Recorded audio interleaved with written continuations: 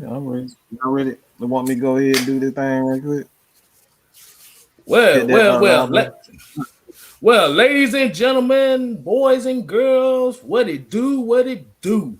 This your people at the Atlanta Falcon Nation bringing you the heavy hitters every Tuesday night. Well, we started a little late because of technical difficulties and all that stuff. So I'm gonna Mike go late. ahead and I'm Mike did it. Mike did it. Mike, it's all Mike's fault. It's all right? Mike's fault. He late. damn it, it don't matter if we started late, we started, damn it. All right, so we're gonna start introducing the people here. We got the starting lineup tonight. We got to my right, Mr. Jew Talk Sports, the calm before the storm, the voice of reason. You choose whatever you want to call. At the bottom here, we have the First Lady. I repeat, the First Lady of Atlanta Falcon Nation, Miss Maggie T. And if you can't respect that, she's going to shank your ass. All right, get back down to the diagonal part. That's why they need to know. Just don't let them know that part. We got the mad scientist, Mr. Mad Mike Sports, and me, of course. You can call me KStylz, aka the Sixth Man. How we doing tonight, people? Good. Oh, I'm ready to talk some big shit tonight, boy. I hear Mike ready. So this gonna be a show tonight. All right, okay. Hey, look, before we talk that big shit going on here, let me go ahead and get the early shout outs of the show. Mr. Trucker Mike 404, Nick Turner 31, Jamel Riggins, hey, Javon Reed, hey. That's your people. That's your peoples over there, man. That's baby bro right there. That's baby That's bro. the peoples. Yes, sir. Twisted Torch, and we're gonna go with Speed Falcon for life. If I haven't gotten to all y'all right now, we're gonna get to you later. What's going on? Absolutely. What's going Hey, on, man. folks? What we Three? You want to start with three? The three keys real quick? Just want to real this real. Hey, let's go ahead and get on these three keys. I'm gonna go ahead and I'm gonna start. I want to start out with you. This just real quick. All right, just real quick. Go ahead, man. Go ahead, man. Yeah, I'm gonna start with the three keys before I even get there. Nah, I'm gonna say that for my 2 point. I'm gonna say that one for my 2 point because I got something to say to some of you Falcons fans. All right, y'all think I forgot? Y'all think I'm just scared to speak my mind on something? Nah, I speak my mind on my terms. Okay, so if y'all hear about it, yes, it came from me. I remember everything that y'all did. All right, trust me. I'm always watching, but like I said, I'm going to respond how I want to respond when I want to respond. But let's get to these three keys. The first one, man, I'm not worried about Jameis Winston. I'm not worried about Mr. Tim Tebow. I'm not worried about him. So the first thing I think what the Falcons have to do, man, is continue doing what they're doing. As they've been mixing coverages, they've been playing a lot of man, they've been playing a lot of zone, they've been blitzing, they've been zone blitzing. Continue to do that. I'm not afraid of that front four. If you guys have seen my my film breakdown with Grady Jarrett and how he single-handedly destroyed the first game against the Saints, the dude has 2.5 sacks, and this dude was unblockable. So if they can't block Grady Jarrett, they have no chance. All right, even with a quarterback like Drew Brees, okay? He's out. Drew Brees still without an arm, not the complete player. He's still intelligent. Jameis Winston is not as intelligent as Drew Brees is. So they're going to have to block Grady Jarrett, or they're going to have a long freaking day. That's number one. Number two is the secondary. I'm not worried about any of their receivers. I'm not worried about mental slant guard. All right, I'm not worried about him at all whatsoever. The Falcons secondary are more than capable and keep that receiving core intact. And I think what they're going to have to do in this game more than ever is you got to watch Keanu Neal in this game. Keanu Neal is the key to this game. All right. They got to stop Grady Jarrett, but if the Falcons can continue to put Keanu Neal in the position. This is going to test his athleticism. This is going to test his injuries. Is he really back? Because they're going to use their tight end. They're going to use their running backs out of the backfield. So Keanu he about to get his track shoes on. He going to have to guard everybody underneath. This is his game. So if Keanu Neal can do his thing on the defensive side of the ball, Falcons win easily. All right, and the third one, I always say this, man, coaching. But this more so Mr. Stupid Ass. All right, I said I was going to watch my cousin, but that motherfucker is stupid. All right, and I'm talking about dirt fucking quarter. I'm so fucking tired of this damn idiot. I'm like he just does not understand that we can't continue to throw the ball every damn play. Do you realize that there's a such thing as a running back? Why the hell do we got Edo Smith on the damn field on the damn roster? He never fucking plays. Why do we have Olsen on the damn squad and he never plays? He practically plays just 2 running backs. We got 4 running backs on the damn roster, and he only plays 2. So it's coaching. Get the running backs involved in the game. That means Todd Gurley as well as your boy, Juju. You already know where I'm going with this. Be healed, baby. Be healed, man. Got to get Brian Gurley. So let me know what you guys think, man. All right, Mr. Jew Talk Sport. Let's hear what your 3 keys gonna be on this subject. I don't know where it always starts for me on the defensive line. Like in this game, especially if Jameis is playing, Drew Brees, you can rattle him, but it's harder to rattle Drew Brees because he's been around for so long. But Jameis is one of those guys. I hope early in the game he has like interception or he has a sack fumble because he's one of those guys that kind of rides the wave. If he starts off hot, he's one of those guys that pretty much stays hot. I talked about it a little bit in the video that I did about I think it was last year when Jameis was in Tampa and they came to Atlanta and he pretty much came and torched us. So with Jameis, it's either hit or miss. Some games when he's on, he's making every throw, and that's why he's kind of one of those quarterbacks that scares me in a way because he's willing to try anything. He's like Brett Favre. He gonna throw that ball. I don't care, and that's why him playing with Bruce Arians as his coach kind of fits his scheme, and even Dirk Cutter when he was in Tampa because Jameis is a gunslinger. He wants to throw the ball. He wants to throw the ball down the field.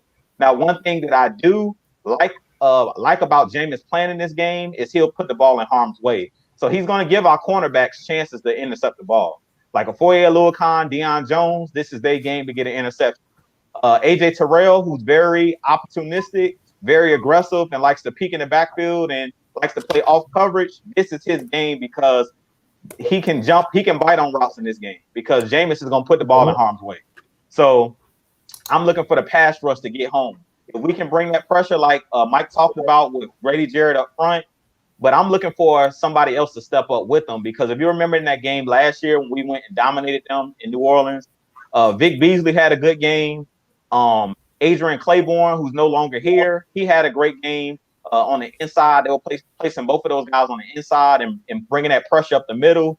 And when AC was here, Adrian Claiborne, he was one of those guys that consistently got pressure, whether he was on the outside or whether he was playing that 3 technique, like how they play John Kaminsky. So this is a game to watch John Kaminsky because he's one of those guys that's that energy guy. They're going to be focused on Grady Jarrett. So we're going to need somebody else. I mean, Grady is pretty much unblockable, but if we have somebody else, maybe like a Marlon Davidson, who hasn't, no team really has a lot of tape on him, he's another guy in this game that I think could be a sleeper. A lot of people might not be thinking about Marlon Davidson because he hasn't played a lot. He's one of those guys that we can actually roll him out there, and he can be another guy that puts pressure on the middle, condense that pocket, get your hands up. Maybe we can bat a ball. As Big Low says, the only time Michael Walker gets an interception is off a tip. So maybe he gets his first interception in this game off a tip pass or something like that. Maybe Keanu Neal, gets an interception in this game. But I'm number one key to victory is definitely stop the run, get pressure on the quarterback, force a turnover early, get Jameis Winston, in his feelings. And usually with Jameis Winston, it's an avalanche. Once he makes that first mistake, it seems like he can't get over it. Like he has that dark cloud over his head the rest of the game. So hopefully we can get some pressure on him in this game early. I'm not too sure if Dante Fowler is going to play. And I do think that Dante Fowler, if he plays, he definitely could be an X factor coming off the edge. Him combining with Grady Jarrett. My second key to victory in this game, Mike talked about it again. My boy Brian Hill. I've been talking about it. Feed Brian Hill and Todd Gurley in this game. Use these guys with those swing passes. Like, get these guys involved not only in the running game, but also out of the backfield. Like we talked about it. KStylz pulled it up, I think it was last week, where he talked about how many catches Todd Gurley has out of the backfield.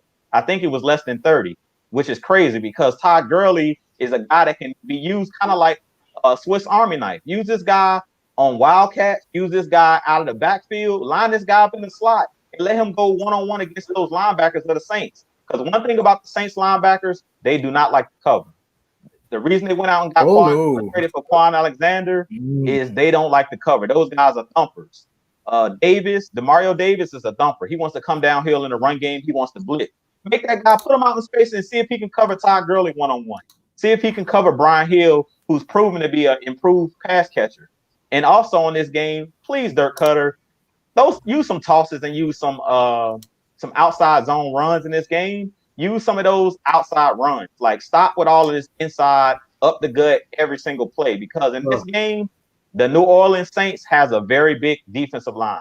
Onyemata, all those big guys they got up front. Cam Jordan, those guys love to condense the pocket. They love the blitz. So the way you beat the blitz is with quick passes. So in this game, get those guys out of the backfield. This is a game for Ito Smith, as Mike was talking about. Let Ito Smith play because Ito Smith is a guy I've talked about consistently. He's a guy that's supposed to be catching those passes out of the backfield like a James White from the New England Patriots. Use that guy out of the backfield and allow him to take advantage of those slower linebackers who can't deal with those option routes. Take advantage of those guys. In this game, Calvin Ridley, Russell Gage, use those guys out of the slot and use Hayden Hurst. I really think in this game, Hayden Hurst could go crazy. Because just like he was talking about Keanu O'Neal, make those safeties and make those linebackers cover at all costs. Do not let those guys just come downhill and thump.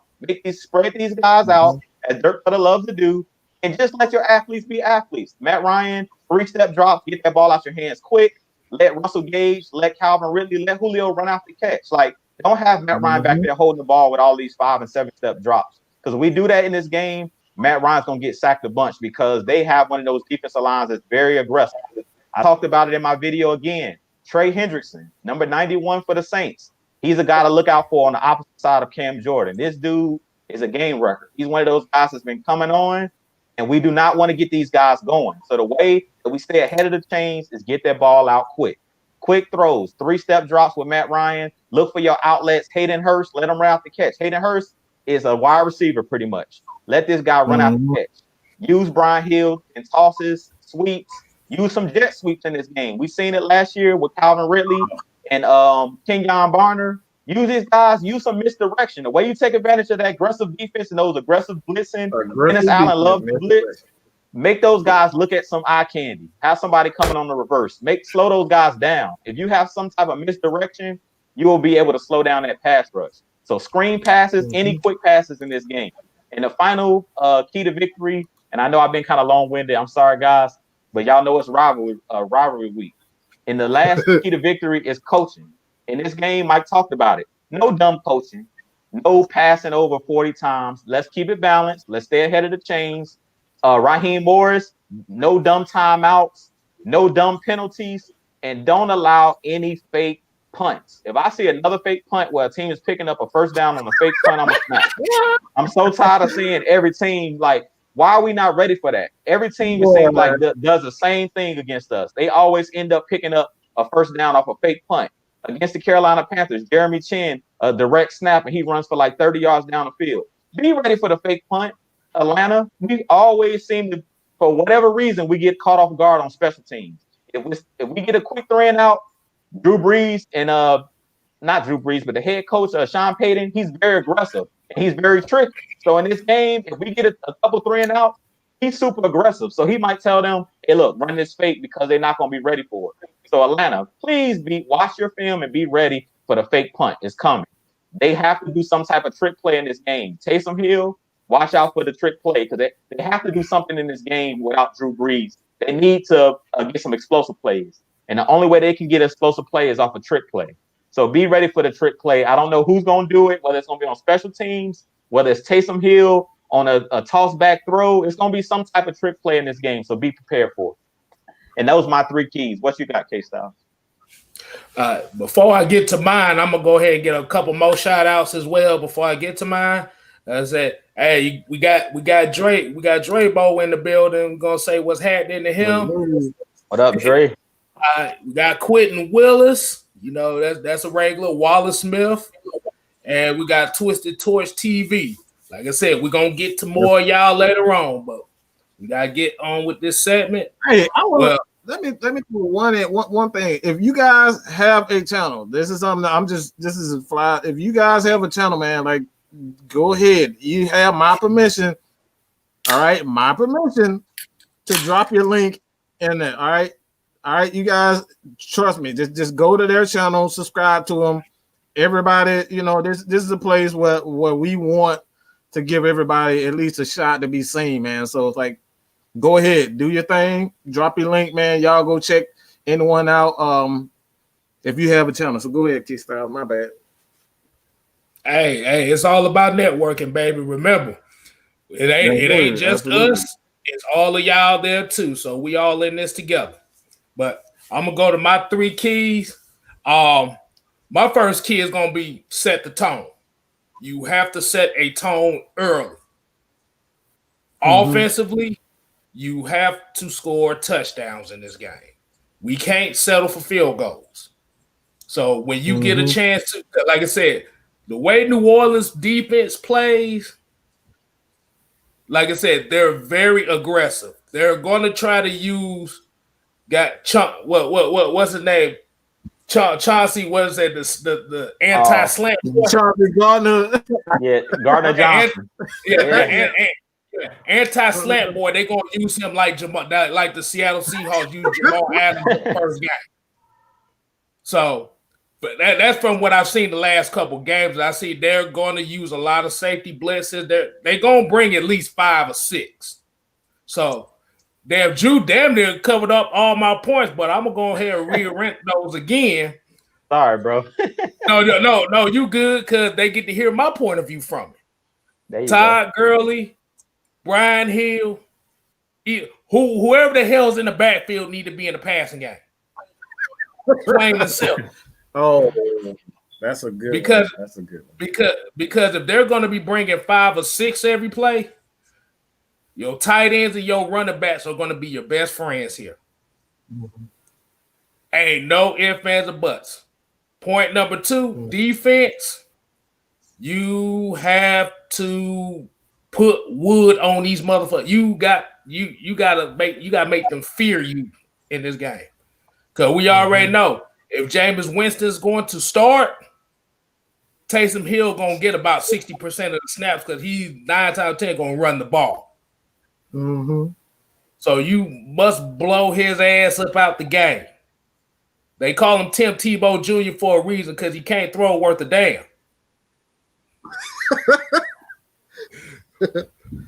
But that's kind of what their offense expects because they know if Taysom Hill's on the field, you thinking 9 times out of 10 they're going to run it, and that's when they're going to hit you with the big play. And you know where I'm going with number 3. You know where I'm going with number 3, right? 60 minutes.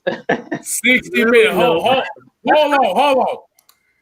60 minutes, motherfucker. Wow. He really did. 60 minutes of football, which means dirt cutter, your game plan. Like I said, we have to see this team be aggressive and set the tone from the beginning of the game until it hits 3 zeros at the end of the game. Because we know Saints Falcon games, as Drew would say, come down to 3, 4, 5 plays, and we have to execute those. If we don't execute them, then it's gonna be one of those things where it's damn. Like Ron Simmons say, damn. We don't want one of them moments. And that pretty much goes fine right there. All right, so let's introduce one of our affiliates to the show, man. When is he gonna come? When is he gonna come? When is he gonna come? Hey, man. Yabba dabba do, motherfucker. Come on. Yabba dabba do. When is he gonna come? Hey, man. There you go, Mr. J Rock TV. Hey, man, this is one of our young affiliates, man. My boy J Rock, man. You guys go ahead and join the Discord. Hey, man, it's all good over here, man. Tell people what you all about, J Rock.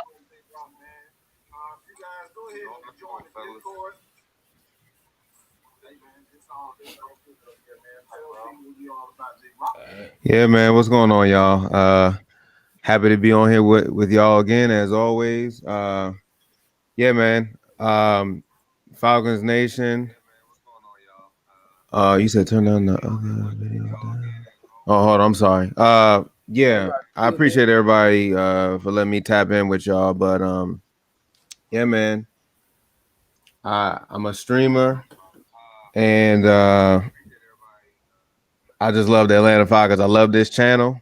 I support you guys, Jew, Styles, Maggie, the whole gang. I appreciate y'all. That's, keep it short and sweet. I appreciate y'all, man. Absolutely, man. Man, what these dang questions at, man? What we gonna? I got something. Y'all want to get to the questions? Y'all just want to? No. As a matter of fact, let's get to this. I want to talk about this now. I got to get this out of the way, man. I got to get this one out the way. Your boy, that's your boy. Your boy did it again, man. Made the news again. Who am I talking about? Anybody know what I'm talking about? Who am I talking about? Nobody knows. Who am I talking about? Who? You guys gotta go to in a minute. Y'all gotta go to you already know it's coming. Y'all gotta go AFN if you don't know it. If you don't know it, let me just go ahead and say it. All right, let me just go ahead and say it. Your boy Takaris McKinley, man. Takaris McKinley. Them found his ass. Yeah, he's nowhere to be found. No, I'm not. The boy's on the waiver list again. All right, on the waiver list again, bro. Failed the test. He failed. He couldn't pass the test. Why? Because he's injured. This is what I'm talking about. Been saying this for a while. Everybody want to talk about he's likable. You know what I'm saying? He may be better than Vic Beasley. The dude is injured again. Couldn't even pass the freaking physical to pay for the damn Bengals. And this is your king, Falcons fans. A lot of people said the Falcons was stupid for even making this decision to get rid of Tack. This dude has been an absolute bust from the very beginning. They drafted this guy, first round, injured, couldn't play in training camp. Why? Because he was injured. And here we go again, right back at the same situation again. You know what I'm saying? Again, injured. All of this is karma. The Falcons organization from the very beginning, they gave him a shot. He was injured from the beginning, coming into his college career, coming into the NFL doing college. Guess what? Injury prone. The guy was moody. This is all on his scouting report. Just go read it for yourself. All of these were warning signs, and Thomas Dimitrov still drafted the guy. The Falcons took a chance on the guy who really wasn't worth it. When you look at the scouting report, if you've seen what he's provided for the Falcons, he wasn't worth it. But instead of this guy being, thoughtful for what this organization did for him, they did not in any way bash this guy. They gave him the proper help. They wanted to help. And guess what? he went on Twitter and bashed him and turned around and here we go. The Falcons, he got his wish, thought he was just gonna go to another team and gonna live it up. But nope, your ass can't even make the damn Cincinnati Bengals roster. He can't even make the Cincinnati Bengals roster. But they got so much to say about Vic freaking Beasley. At least Vic Beasley did something. At least he made a Pro Bowl. At least he had a 10-sack season. More than a 10-sack season. 15 and a half, led the league in sacks, but nobody want to give him credit for that. Instead, y'all want to cap for Tack. For what reason? He ain't never did a dang on thing. Never. What has he done besides lie and blame everybody except for himself? This is what happens when you're unappreciative. You're often injured, and you blame everybody except for yourself. This is what happens. And I'm saying, I'm just going to be real. This is what happens. I have absolutely no sympathy for this guy. None. Whatsoever. You caused this. Because you were ungrateful for what this organization and even the fans, bro. The fans, that's the most disappointing thing. The fans. You have loyal fans here in Atlanta that had your back, and he basically shitted on every fan there is. So if y'all guys want to expand on that, man, I'm like I said, I'm gonna say this too. I'm gonna say this, but well, nah, I was about to go a little bit overboard, but I'll let that one go. I'll let that one go. Well, like I said, that right there was a situation where, bruh, you never know what you had good until it's gone. And I'm gonna ask everybody here: do y'all remember Barney? Y'all remember Barney, right? Mm-hmm. Y'all remember Barney? Good old happy lucky. Everybody was in your corner. Mm-hmm. This is the new Tack pick I found right here. I don't know if y'all gonna recognize this. Uh-oh. We're gonna look at Tack McKinley right here, right quick. This is the old crackhead Barney right here that nobody knows about. Where's the color? What you mean with the color? That is the color. See, he would have been. Look, I'm about to say he would have been brighter, but you remember Tack didn't really get sacks like that. So the less sacks he got, the darker you got. I see what you did there. I see what you did there. Hey man. Oh, man. Hey, what's your thoughts on that, J Rock? Say that again. Your thoughts on Tack, man? This whole Tack situation, him not being. It's a mess. I think it's a huge mess. I'm kind of glad we got rid of him because if we would have brought him back, it would have been, more locker room issues. So he can take that diva elsewhere. I'm not a fan of divas at all. Y'all know. Y'all know the divas out there in the NFL. But he's one of them now. So that's their problem, whoever want to take him. I did hear one thing that I saw earlier. I think Kyle Shanahan said he wanted him. Go right ahead. Take him. Take him. Please, though. Kyle Shanahan want every ex-Falcon. Want every ex-Falcon player. Hey, go ahead, man. Dude, go ahead and do it. I already know, man. They lost their pass rushers. They need him, though. Yeah, that's true. But I don't think Tack gonna do anything to help him. Personally, y'all know why I feel about Tack.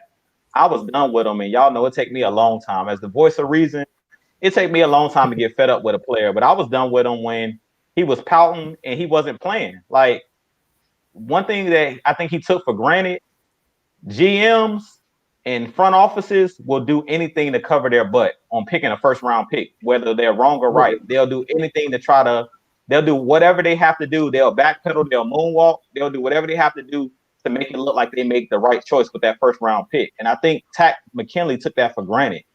the Falcons was going to be the only team that was going to give him that long leash that we gave him of him not ever getting 10 sacks. Every other team, like the Bengals, they were able to cut him like it was nothing because they didn't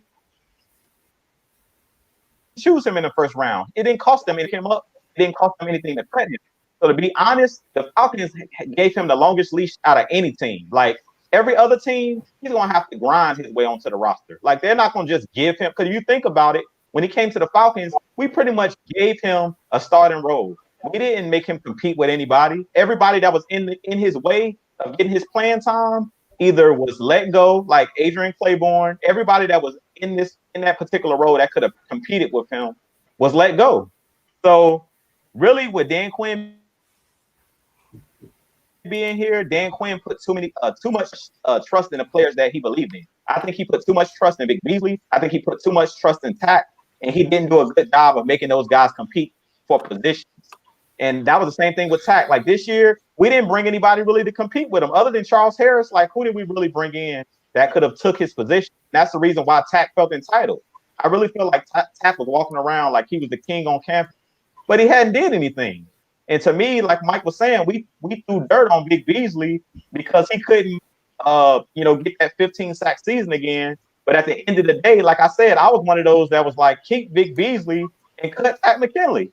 Like give Vic Beasley Tack McKinley. We didn't pick up his 5th-year option anyway. I'm like, cut this guy because I knew Tack McKinley, for one, he can't stay healthy. At least with Vic Beasley, he actually stayed healthy. He actually played. With Tack McKinley, it's like, this dude don't even give any effort. Like this dude can't even stay healthy. So it's like he's on the team. He's talking. He's not bringing anything to the table. So I think really Thomas Dimitroff, when he was here, he was so busy trying to prove that he made the right choice with that first round pick. We should have cut bait with Tack McKinley a long time ago, or tried to trade him a long time ago. So really, Tack McKinley he tried to make the Falcons look bad by saying, last year, we could have got a 2nd-round pick for him, which it came out that all of the stuff he was saying wasn't true. But I would have gave him up for a bag of chips, real talk, because he wasn't doing nothing. Like, we could get a practice squad player that could do better than him. Yeah, he wasn't doing anything. So I'm like, one thing that you can't measure is effort. And that's what Tack didn't give us. Like, all of these guys that we have playing now, like the Jacob Tatui Mariners, the Stephen Means, they're not as talented, meaning God-given ability like Tack McKinley. But one thing about those guys, they're going to give you effort, and you can't measure effort. You can't measure heart. And to me, that's something that Tack McKinley didn't have. He had all the God-given ability, but he had no heart, and pretty much he had no effort and no work ethic. And if you don't have work ethic and you don't have heart in the NFL, I wouldn't be surprised if he never gets picked up again or he never makes another 53-man roster. And I'm being serious because he doesn't put the work in. You got to put the work in. And that's one thing I can say about a lot of these players that are on the Falcons. We got a lot of guys that work their way up from the ground. Rico Allen, guys that nobody believed in. Stephen Means, these guys, Jacob Tatui Mariner, these guys were practice squad players. And these guys are now on the actual roster. And they're actually making some noise. Like Jacob Tatui Mariner, every time I see him, he making a play. I'm like, I don't know what college he went to. I don't know much about him. Far as he wasn't probably a 5-star recruit. But he's one of those guys that's going to give you effort. And that's all you can ask for at the end of the day. Mm-hmm. Probably went to DeVry University, but hell, like you say, he got more heart than that motherfucker. Wow. Yeah, definitely. Because, like I said you wouldn't trade it for a bag of chips. Hell, I already had his trade value right here. Let me put it up one more time. Trade that motherfucker for trade his ass for a moon pie in this motherfucker. Not the moon pie. Yeah, the moon pie. Not the banana card. That nasty banana card. Hell no. You need that chocolate. Now the way that Tat played, like I said, it was the banana kind. I don't know. I don't know what he was expecting, bro, because you think 4 years, 17 and a half sacks, bro, that's a rotational pass rusher. You're not finna get no value. Definitely, yeah. $10 million for that. I'm not giving you $10 million to be a rotational player. Like that's essentially what you are. Like I said, man, like Vic B wasn't a complete pass rusher, when Well, I'll say this: the Vic Beasley wasn't a complete defensive end. He was a situational pass rusher. That's kind of the reason why the Falcons ultimately, moved away from him. They needed a guy who they could count on, consistently all 3 downs. And Vic Beasley wasn't that. And Tack, they thought he would be that, but they kind of. I think they really just took a huge chance on Tack, to be honest. They put all the eggs in one basket. They tried to, give him some confidence, and he took that shit, and man, his head got bigger than that damn. What you call that damn? That motherfucker head got that damn big, man. I see they didn't get rid of me. You know what I'm saying? Like, bro, you have to earn your state. Tack has never done a damn thing. He's never done anything. For somebody to have that massive ego on top of the lack of production, what are you crying for? Why are you blaming everybody else? It's your fault. If they don't believe in you, well, shoot, like play harder, do something. Don't go to damn Twitter and say you want to go to Dallas and say you want to go to to California. Play harder. If you want the money, you got to play hard. You got to work hard. Go in the off season. Go to Chuck Smith. All right, go to his pass rush school. Like this dude was willing to help you guys. You know what I'm saying? He willing to help you guys develop an extra pass rush. He don't want to do that. I mean, he probably want to do it, but he can't stay damn healthy every fucking off season. He damn getting shoulder surgeries. So what the hell good are you? He doing all these workouts in the off season. Oh, look at me. I'm building more, strength. You ain't doing nothing with it on the field. What is that doing on the field? I'm putting more muscle, you guys. Ain't doing shit on the field with it. Say that boy ain't worth chitlin juice.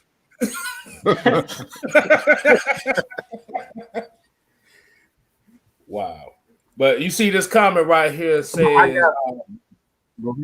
Beast Among Us says, I just hope we can get a coach that developed the defense. He said Oliver became a bust because Dan Quinn couldn't develop shit. Ooh. But we're supposed to have the best secondary coach. What you got to say about that, Mike? It's going to be real quick, man. I don't think that's a problem. A lot of times you don't necessarily need to develop players. That might sound crazy, but I don't think the Falcons have that issue. Their biggest issue is scheme. They got to get out of that old ass ancient. I'm just going to, play cover 3, cover 4, and we just going to tackle well. Well, that's boring as shit. I'm just going to be honest. That's a boring defense. At that point, we're already figured out. I mean, if Dan Quinn is bringing that shit on, if Dan Quinn has already been running that shit since Seattle, cover 3 and cover 4, and you coming over to Atlanta with the same thing, what, you think people haven't figured that out? Hell, we figured it out when we played them. Right? Exactly. Everybody was so scared to play the oh my god, the Legion of Boom, and then Marshawn Lynch and Russell Wilson and all that. Everybody was terrified to play them, and they came in our house. We played them, and we did good on that defense. Yeah, man. So I think before I just want to touch on that real quick, KStylz. What them talking about that cover 3 scheme. I don't think people realize because Seattle is winning. I seen a stat that they say that Seattle has the worst defense in the league, the worst passing defense in the league. Y'all might want to fact check me on that, but they have the worst defense in the league, people. And that's what Pete Carroll, like we always looking at, and this is what Mike talked about in one of his videos where he was talking about the Super Bowl. We're so worried about wins and losses, and that's all we look at. We don't go in and look at the game in depth.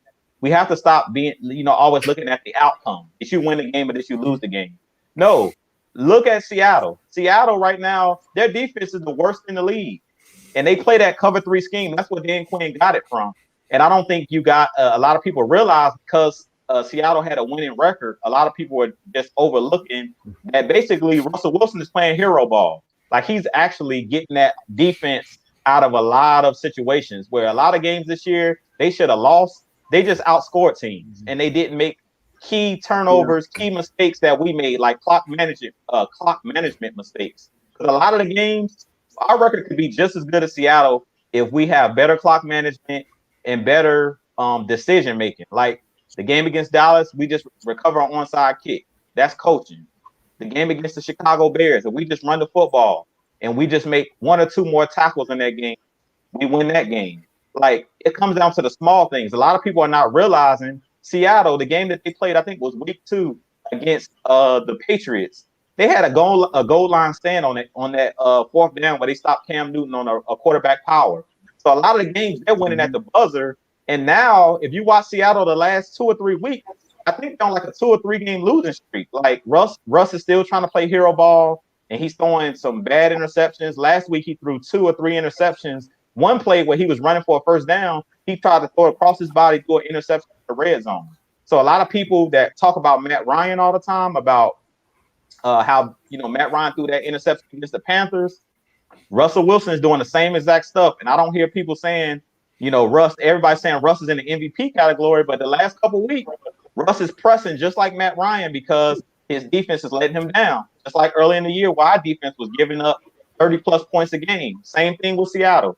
If you guys go look at their defense, everybody talked about Dan Quinn is not a good coach, and everybody talks about how great of a coach Pete Carroll is. He's supposed to be a defensive-minded coach. Well, he's not elevating that defense over there in Seattle.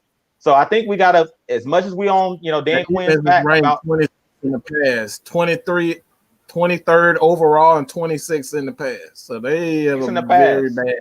They're horrible. Exactly. I tell you something that is so crazy. I'm gonna back you up, Drew, on that whole thing you just did on the Seattle Seahawks.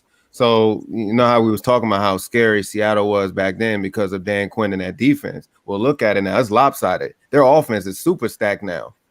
Dan Quinn's gone. Yeah, their defense is going to be terrible. And then look at all those key players that they lost. I think the only person that's still there from back in those days is KJ Wright and Bobby Wagner. That's it. Yeah. So they're really top heavy on offense now. They're like super, because back then Russell just himself and Marshawn. That was it. That was it. Now they have DK. They have Lockett. They have so many weapons now. Go ahead, KStylz. Go ahead. But before I won't get to it, I see Floyd Donnelly said he said he won a late birthday present win from the Falcons. Hey, we're gonna give you a belated birthday shout out on this show today, man. Yes, sir. But I won't get to this comment on the screen because this shit had me laughing throughout the whole thing. He said Desmond Koppel said, I know 5 midgets and 6 sissies that can take that job. Oh, wow. Damn. If you want me to kind of put the subtitle on that, basically just say I went to Bulldogs and found your replacement. Hey, man. Damn, Tag, you better not bring him back. Hey, we'd have lost that interview already, so shit, fuck it. Yeah, he ain't hit me back. I hit his DM up and he ain't hit me back. I was like, come on, Tag, speak your truth, bruh. He ain't hit me back. No damn truth. Oh, we man. gonna say my shoulder hurt. We know that shit. Man. We know what's going on. Yeah. Oh, man. Well, But- I tried. Yeah, I tried. Hey, it's all good. It's all good. So would y'all say that Seattle defense is kind of Charmin soft right now? Like a baby. I'll say this. Hold on, Mike. Before you get to it, here you go. I gotta put the picture up. There you go. Charmin soft. That a cupcake. That other cupcake. No, we gotta do the Charmin soft. He, like I said, cupcake. Like I said, I guess he didn't like the cupcakes in Cincinnati because they cut his ass. So we ain't gonna do that no more. He ain't get a chance to. But Them Bengals man, started them tweets he made. That's what that was. Like, oh, this fuck nigga. Wait a minute. What did we just do? But the funny thing is, I don't know if anybody in the comments and chat realize it. But Miss Maggie T called that shit before it happened.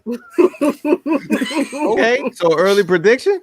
Yeah, No, she literally called. She said Tack ain't playing another down for the Falcons. This was 3 weeks ago. yeah.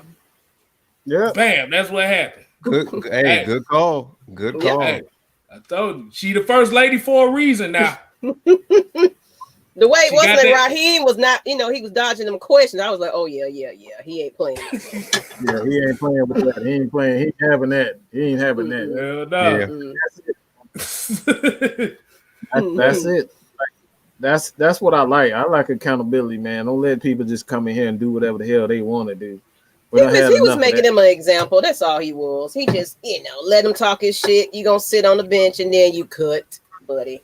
That's all. That was just, everybody. Why we don't do this? It's like, look, he trying to make an example out of this dude because look what just happened. Experience right there. That's coaching experience because I definitely don't think Dan Quinn probably would have just sat him down and let him play or act a fool or whatever. Yeah, he would have been playing. He would have been.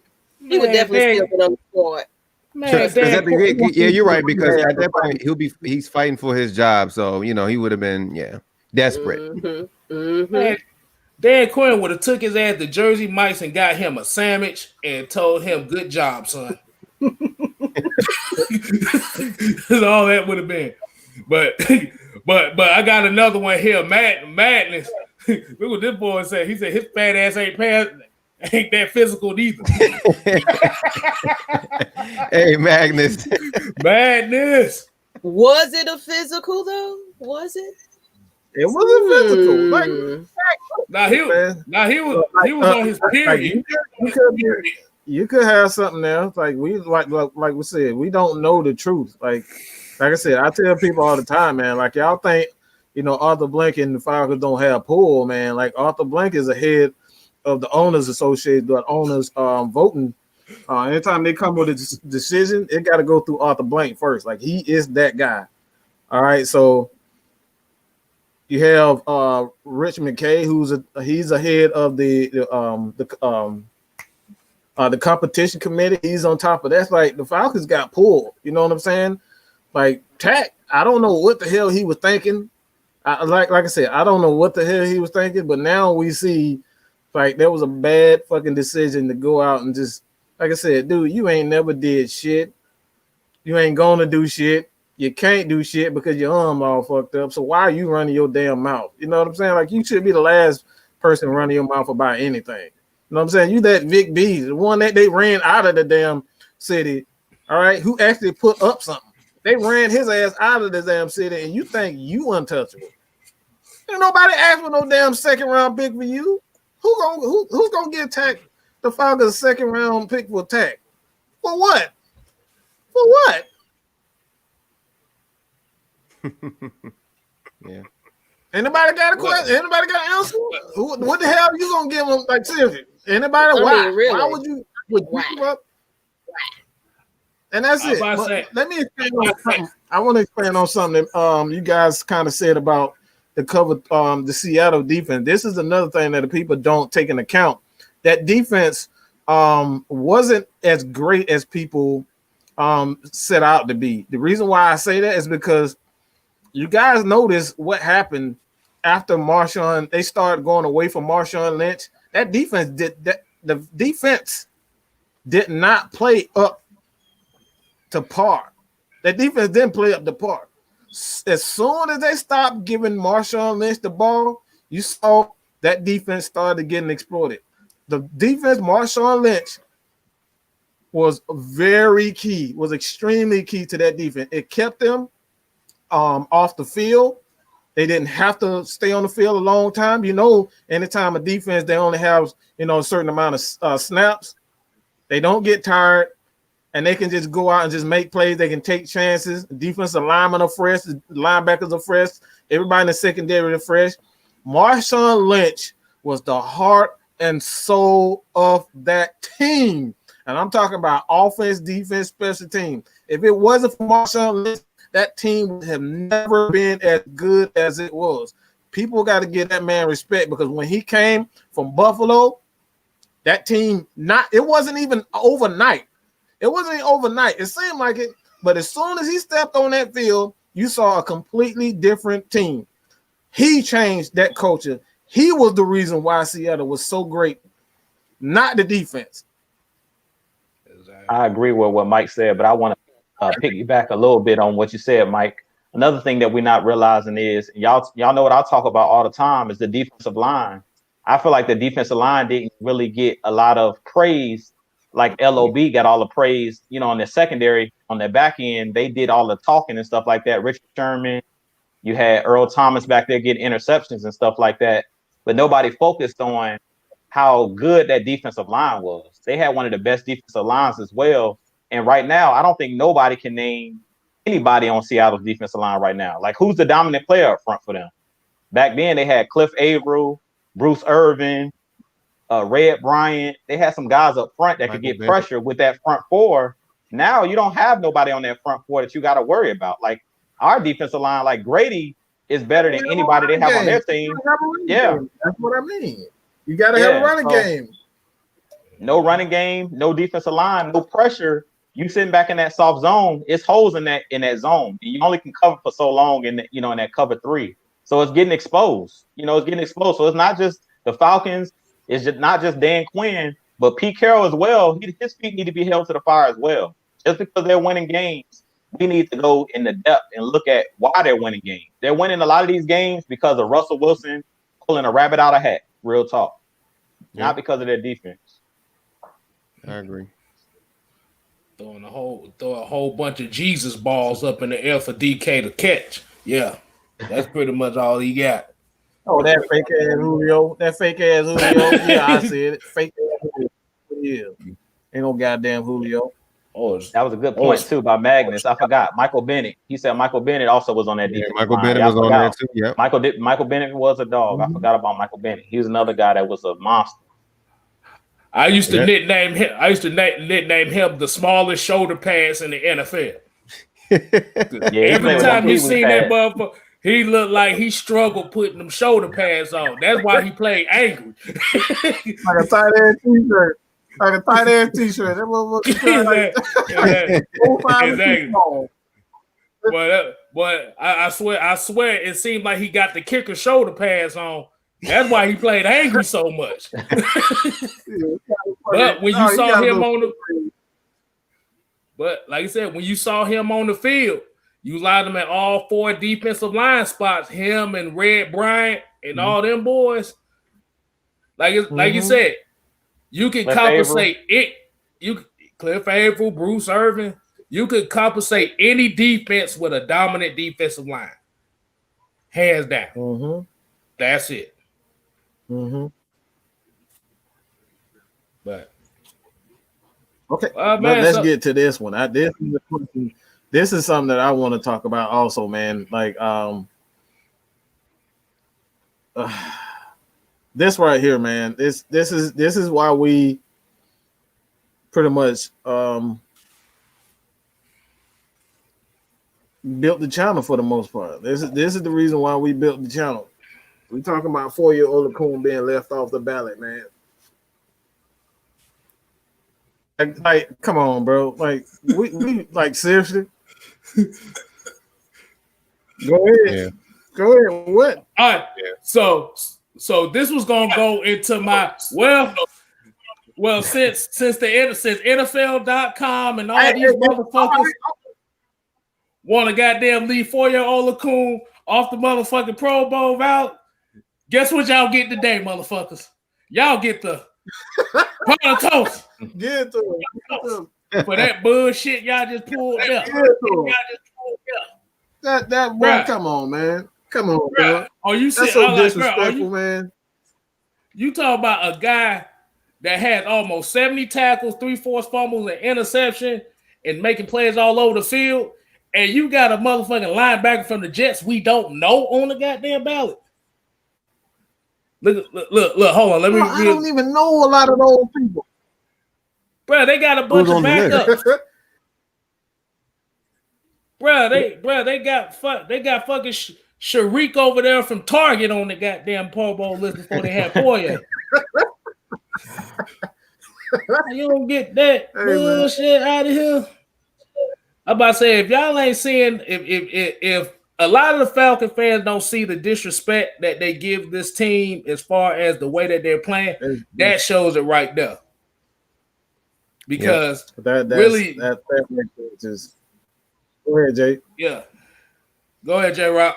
Oh yeah, they never show respect to us. So it looks like, you know, as much as I don't even know what to say about that, because we never get respect after seeing that happen to Foy. Is like, damn. So it looks like we're gonna have to earn our respect out there on the field. We're gonna have to. We never get credit, man. Y'all know how it is in Atlanta. I don't care if you know Matt Ryan don't get credit, and this guy been doing it for over a decade. Then you know they're not gonna give Foye no love. Matt Ryan never gets credit. Like Matt Ryan doesn't get no credit. None of the credit he deserves. Julio Jones. I talked about it. The media, not just even in Atlanta, the ESPN, the media. Like, I've never heard anybody say Julio Jones, give him the credit for being the number one receiver. It's always somebody else. Like, the name that's the common denominator that's been the number one receiver in the game is Julio Jones. He's always in the conversation, but they never want to hands down give it to Julio Jones. You had Jerry Rice come out and say Julio Jones is the best in the game. They still didn't want to give him credit. You had Larry Fitzgerald come out and say Julio Jones is clearly the best in the game.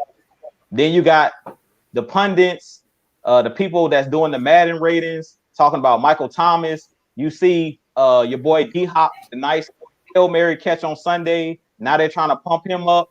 It's like Julio Jones made a catch like that in the Super Bowl. He still don't get the credit he deserves. Yeah. I know y'all remember that catch on the sideline, toe tapping. I'm watching the Super Bowl game, and I had to see the replay because I'm like, there's no way that Julio caught that ball and got his feet in bounds. They go back to it, and the guy's body control is crazy. The way that he runs routes, I don't know how many times I'm going to see on Sunday where he makes somebody fall. I know y'all see him made that cornerback fall on Sunday with his route running ability. So I'm just like, none of our players get the respect that they deserve. So if Julio and Matt Ryan can't get the respect, I didn't expect nothing else for Foye. Even though Foye's balling, they never like to give our guys credit. Even Grady Jarrett, he's another guy that's been dominated in the Super Bowl, and they're dominated on the biggest stages, and they still don't get the credit. Matt Ryan dominated. If you go look at his numbers in the Super Bowl, he dominated. His passer rating was crazy. Dominated in the 90s. He played better than Brady that game, honestly. Exactly. He played way better than Brady. Way better. Way better than Brady. But yeah, we don't never get respect. Like, Julio done called many passes other than just the Super Bowl. He called many passes like that throughout his whole career. Dropped 300 burger on Carolina all the freaking time. Nothing. I ain't even got enough fingers to even put up three numbers. I'm trying to hold. Come on, hey, 300, bro. Yeah. Hey, look, Mike. Here, hey, this is what your number one Falcon fan said right here. What you guys say to him about that? Oh God, that's Mike's number one fan right there. He says, "Y'all demand respect with nothing to show." Man. Hey, look, you already know what I'm gonna say. Don't respond to nobody. They ain't got no damn picture. Oh, hell no. He got an egg picture. Man, if you look, he got the last. You are the last. The Saints fans are the last people to be talking about anybody ain't got nothing to show in that shit bowl and that shitty ass city that y'all got. The shitty ass state, the shitty city, the shitty fucking stadium, the shitty ass fans. Y'all fake as hell. You got 49er fans, you got San Francisco fans, you got Packers fans, you got Saint fans, all in one damn city. Y'all the last people to talk about any damn thing. He's a Saints fan? And that fake ass fan. Yes, he's a damn Saints fan. He's a Saints fan. He'll never say why his team does. Why? He don't give specifics. He just pretty much a troll our team. Look. All I gotta say to those Saints fans, all I gotta say is y'all only got one thing to say about our team. Hold on. We blow leads. Y'all had a lead with 10 seconds. How the hell do you lose a game in 10 seconds? On one play. 28-3. At least we had the motherfucker alone in 10 seconds. Y'all had to lead the whole game and blew this shit in 10 seconds. All y'all had to do was bat the ball down and you would have won the damn game. In a playoff game. Hey, 10 seconds. You couldn't even do that. He couldn't even touch the guy. He didn't even touch him. At least we touched the damn ball. At least we touched somebody. They didn't even touch the guy. Hey, you can also talk about the fact that every playoff loss they had, they wrote the NFL a petition on to change the rules after every playoff loss. Man, come on, man. That's terrible. I feel like oh my God. I feel like they only got one thing to say that we do. Obviously, blow leads, but they can't even win a goddamn playoff game. When was the last time they won a damn playoff game? Can y'all tell me that? When has the Saints won a playoff game? Cause I remember, cause like I said, we just talked about Beast Mode. Remember, Beast Mode was born off of their ass. Exactly. That was when he was like unleashed. The earthquake. That was right after they won the Super Bowl, right? That like scarred them for life. Cause he said they didn't cry about it. Hell, like I said, they wrote a whole petition and they motherfucker put a whole billboard down here in the city of Atlanta all time talk about pass interference and all that shit. But like I said, in that pass interference game, you have to remember they got the ball first in overtime and threw a pick. So and another chance Sean to do Payton got that rule. Sean Payton complained, and Sean Payton did that. So don't even try that. The league did it. No, Sean Payton is a part of the competition committee that gets rules changed. Okay, even know your own team. How the hell I know more about your team than you know? Sean Payton is a part of it. The competition committee. All right, the rules committee. He got it changed. So get it right, buddy. Don't forget about that bounty gate. Y'all still owe the league for that bounty gate. Y'all still owing y'all dues. That's why this is happening to y'all. Exactly. He said, how you gonna tease someone about leaves when y'all ain't made it? I don't know what the hell game he looking at. He must be looking at that Tecmo Super Bowl game or something. But like I said, he's Mike's number one loyal fan, and he's a closet Falcon fan. So we just gonna leave it at that. He just don't want to admit it. But let's see what we got here. See, you made us get off a damn subject. What the hell was he talking about again? For you in the disrespect, man. The disrespect. Yeah, the Falcon disrespect. The whole team. They don't respect us, man. But like I said, that works into our favor though. The less respect we get, that's more the more they got to prove. And have you noticed since they started winning, you notice none of the networks talk about them no more. They talk about it when they lose. Yeah, it's crazy. Yeah. So that makes us furious. I'm sure it makes everybody furious. Like as a whole, like they ain't not showing us respect, even though we look like we could possibly turn this season around and actually make the playoffs. Like they probably, I don't know how it's gonna go, but if we end up turning this thing around, possibly they got to notice us because that would be a huge turnaround. Having to have a coach fired and then getting like a whole new like leader, almost like an interim, of course. So that's different.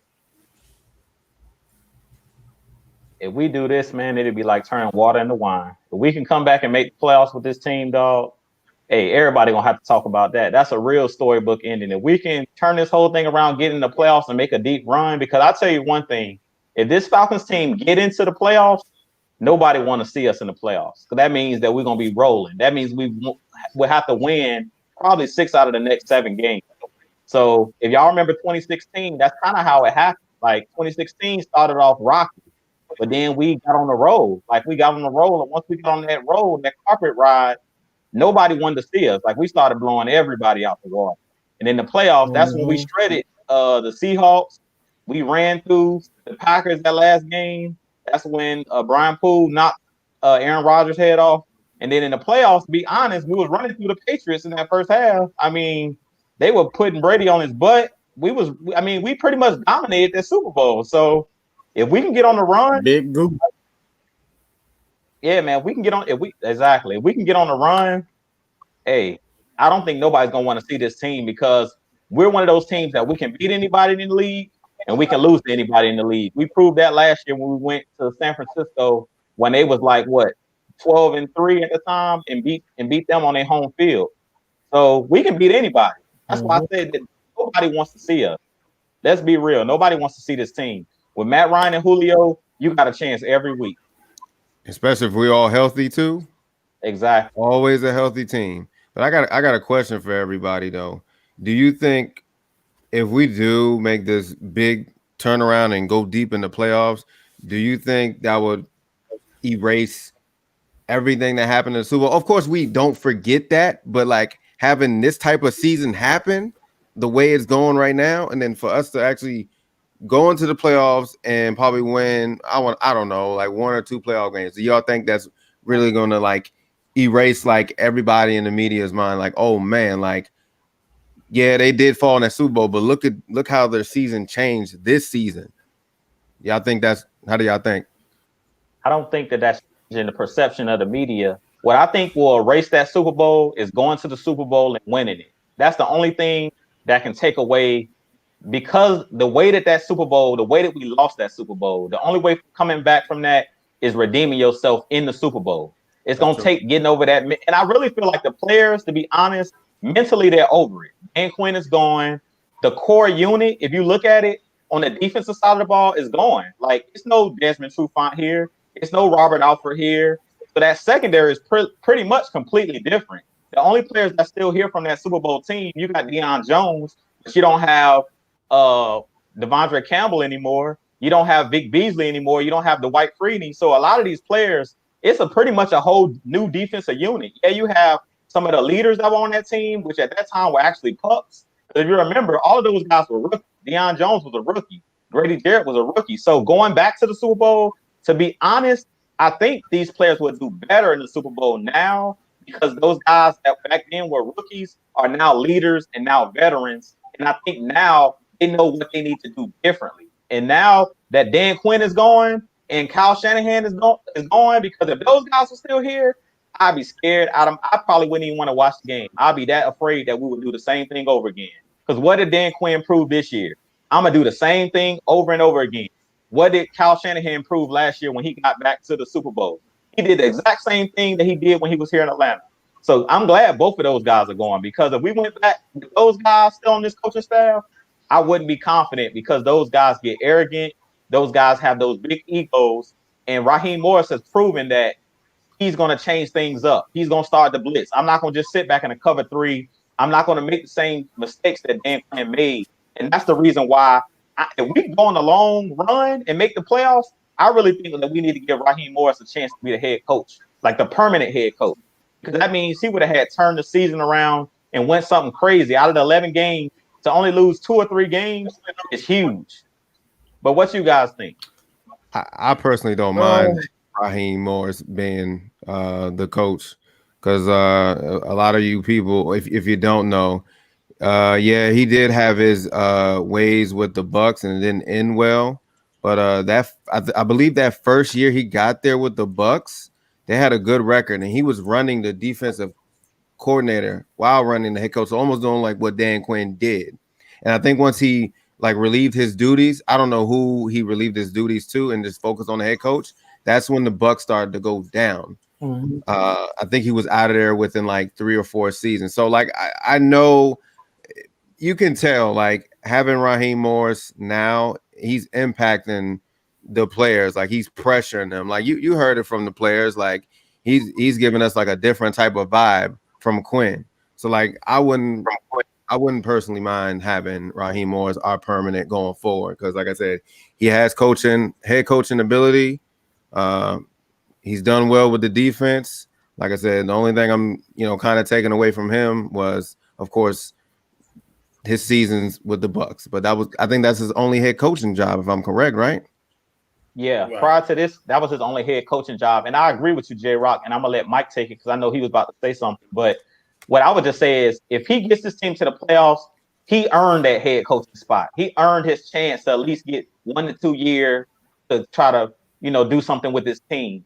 And I'm like Mike, I'm still in the wait and see mode. You can't just win 2 or 3 games and I'm like, okay, I'm good with it. Now he has to go down and we have a tough stretch down the end of this season. So if he can somehow lead this team through this tough stretch with the Chiefs, the Raiders, the Chargers, the Saints twice, the Bucks twice, if he can get this team to the playoffs through that type of schedule, hey, he deserves it. He earned the chance to be the head coach. But if we stumble down the end, we go and start going back on a losing streak, and somehow we go on a huge slide, lose 3 or 4 games in a row, he got to go.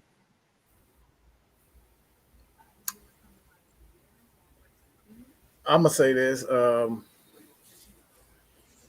all cool with this, the African American trying to get a lot of black coaches, in power positions and big plays, and big spots as far as head coaches is concerned. There's not enough, but more so than that, I think is really. I don't give a damn about winning 3 games in a row. Like even the sorry ass, Washington football team, them bastards can win fucking 3 games in a row. So I don't really care about winning 3 games in a row. I care more so about the style and what I'm seeing from the defense. Stop, man! Don't do it. That just sounds so funny. It's just the Washington football team. Washington football team. It sounds like a generic ass football team. It sounds like a maker team for men. You know what I'm saying? Like yeah. It sounds like a arena team, cereal box you find at the bottom of the barrel, like the no frill. Like I can't pick a logo, so I'm gonna just put a big ass W and just call it football team. And hoping we get those this season. No frills, brother. No frills. Exactly. And I like this comment right here. It said, I don't care about the race or gender. I just want the most qualified person. I feel like Raheem can do something with this team. He's different.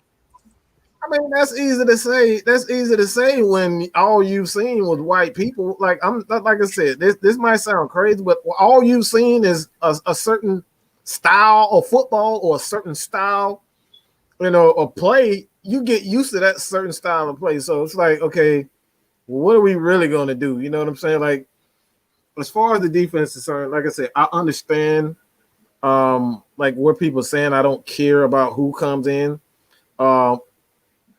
There hasn't been a lot of opportunities for African American coaches in the NFL as far as power positions. That's what I mean by power positions: general managers, head coaches, team presidents. You don't see it. I don't think there is a black, as far as African American, like even the guy who's quote unquote mixed.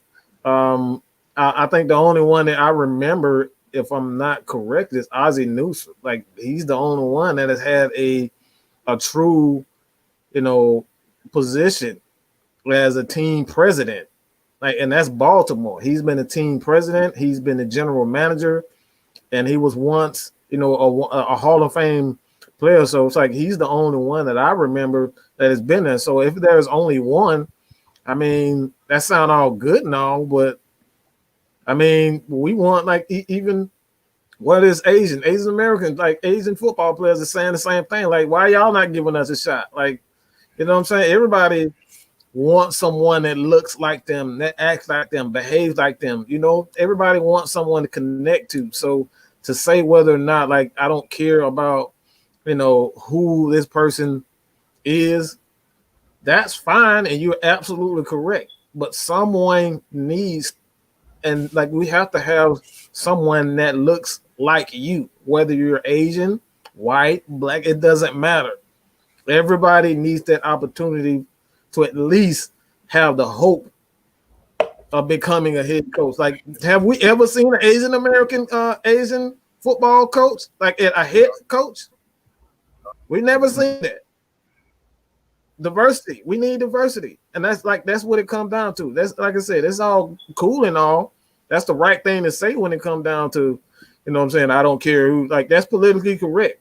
I'm tired of politically correct. We need diversity. We need to see more Hispanic. We need to see more Asians. We need to see more African Americans in these power positions. That's what it comes down to. Like I said, I'm not just dumbing it down to just, I want to see black people. No, I want to see, like I said, I want to see all race and genders, man, because honestly, I'm just going to say this too. I want to see more females in these power positions. I know some females that know more football than half of you motherfuckers in this chat right now. I'm going to be real. I'm just going to be real. It's just going to pop up like that. I'm just saying, bro. Let's keep it 100. I know female that know more football than even myself. We need diversity. I had to show my face on that. Representing for the what women. You guys got, man? I was about to say, if anybody was wondering, the other guy in the chat in the thing, we got Mr. Badness down here. Yeah. Agnes. Don't say what's up. Introduce yourself, where you're from, because this man is watching and paying for us and everything just to watch the Falcons. I don't heard his life story out, and it's just like, man, we got some loyal, diehard Falcons fans, and this one of them. From New York City, all the way up north. And I'm sitting here paying every week to watch the Atlanta Falcons. No, we don't get it on Fox 5. We don't get it on nothing like that. No, up here is like you either pay for it on DirecTV or you just see it on ESPN. And I'll be damned if I'm going to sit there and watch it on the C block on ESPN. So no, I ain't doing that. Plus, I had to sit there and take a little bit of time out of my day because I had to catch that hot tag. I see the Saints fans is up in here right now, and I ain't letting y'all go out like that. That's my it's really just one. It's one of Maggie's groupies. You don't set my. It don't put me all out there. Well, hey, you went out there and showed your face. Now it's gonna be a problem. Exactly. It ain't gonna be nothing but Mark 505 going down the chat the whole way. Yeah, he's the only Saints fan on here. He loves us. Always in there trolling. That's all right. Well, in this case, like, share, and subscribe and comment. There you go. All week. Exactly. All week. Exactly. That Falcon Nation don't go nowhere. Every day, get that alert. Click that subscribe and that bell icon to get all the notifications. We here all week, every day. I'm gonna get this man to record our promo. I just love the voice. I'm just gonna say that. Get him to record. But you hit that record. This dude sound like Too Cold Scorpio and shit. Oh man.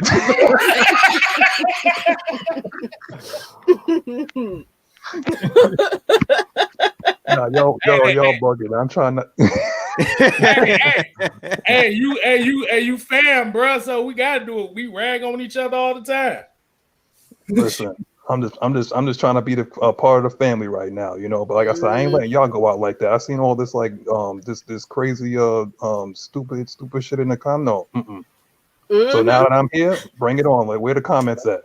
Exactly. Where the questions? Where the comments? We need questions. I'm coming out here looking like Ultimate Warrior right now, man. I'm running out from the back like Ultimate Warrior. What's up? I want to see what y'all predictions are in the audience. Go ahead and let us know what it's gonna be, who's gonna be the top players and everything. I want to hear y'all opinions. Let's highlight some of that. What y'all think? What is going to be the score? Shit. I don't think anybody really gonna put a score on this game because it's gonna be kind of tough to really do it. True. But all I say is I just want to hear some click clacking going on out there, and I need Neil to be the one to initiate. That's my key. I'm gonna say Keanu Neal will knock somebody out. That's my prediction right there. He's gonna knock somebody out. Let him knock out slant 13. Let him knock out slant 13 because he only good for one route. Hey, you already said I was thinking. That's exactly what I was thinking. Hey, I'm not even worried about him. He don't even look 100% still. You know the crazy thing, I'm not even worried about Michael Thomas. I'm not even worried about Alvin Kamara, to be honest with you. Really? One player, no. The one player that I worry about is Jared Cook. Because me and Mike, we done watched a lot of the footage on them. Jared Cook, a lot of his routes clear out that slant route that Michael Thomas runs, that curl route that he runs. And like I said, usually the big catches come from him. Would y'all still worry about him, even with the quarterback change? Would y'all still worry about him? No, because Mr. Slant, hell no. Because Jameis Winston can't throw over the middle like that. He takes too many chances over the middle. 30 vision, he gonna end up seeing a Falcon and thinking it's a Saint and throwing it right at us. You're gonna be throwing 30. Be ready. Wait, he say he gonna have that week 17 PTSD. Debo. But I think they're gonna start Jameis, but I think they're gonna play Taysom Hill a lot more. So you're gonna see. I think they're gonna mix it. They're gonna have to. I mean, you paid the guy damn near $25 million to back up, so shit, you better put him on the field. Yeah, I think the score is gonna be really close. But all I gotta say, and I hope that we do, is just take the points. Stop being greedy. Take the points. That's it. I understand, yeah, we got to be aggressive, but take the points. That's how we lost against Detroit. We didn't take the points. We would be technically talking about being 4-0 with, Raheem Morris, but, shit happens, but take the points. That's, you're there. It's not even like who is not even making the kicks. Like, the dude is automatic pretty much, Like, he's been really consistent this whole year. What's really concerning to me is like the gadget plays that I know Sean Payton got at least like a couple of them where we may blitz heavy on one side and there's an end around for like 40, 50 yards and whatnot. I think. That definitely sound like something that he'll do. They go like y'all said earlier. They gonna run some trick play one way or another. Definitely, they always do. I just hope our offensive line holds up. That's going to be another key factor too. But I who is it? McGarry and then Lindstrom. I think Lindstrom is probably the rebound player of the year because he's played phenomenal this whole season. Phenomenal after the injury he had last year. So kudos to him. Him and McGarry got this, chemistry holding it down on the right side. I like it. They both rookies came in at the same time.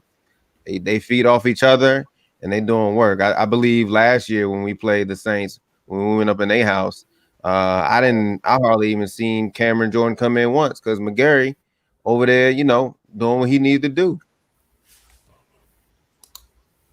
Yeah, I completely agree. I think the offensive line has played pretty well this season, but I talked about it last year. Like, everybody know on the offensive line, it's all about continuity. It's all about those guys getting used to 5 guys moving as one. So, last year with Lindstrom going down with that injury early in the season, breaking his foot, I believe it was, against the Vikings in that first game, we had a revolving door. We all know how terrible the boy Jamon Brown is. We've seen his footage playing with the Philadelphia Eagles, sacking his own quarterback. So we know how terrible he was playing that guard position and us having that revolving door at that position. So I really think that the offensive line is playing well.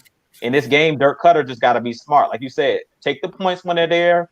No long, drawn-out plays. Like, don't try to – because they're going to blitz. That's all the Saints can do because they can't cover. They can't cover our receivers. Like, we know they can't cover Russell Gage. They can't cover Julio.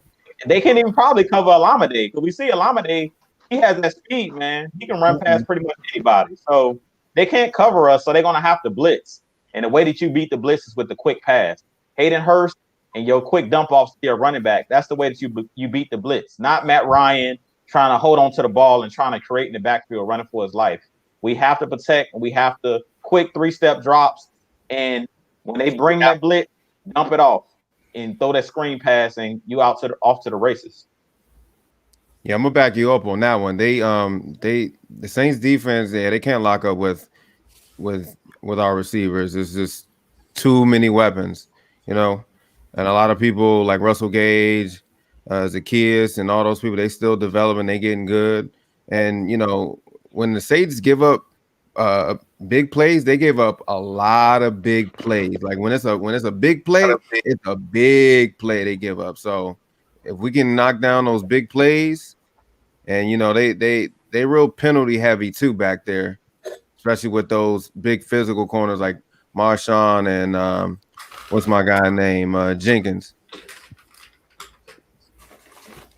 Yeah, since they stopped letting them hold shit, that defense ain't been shit since.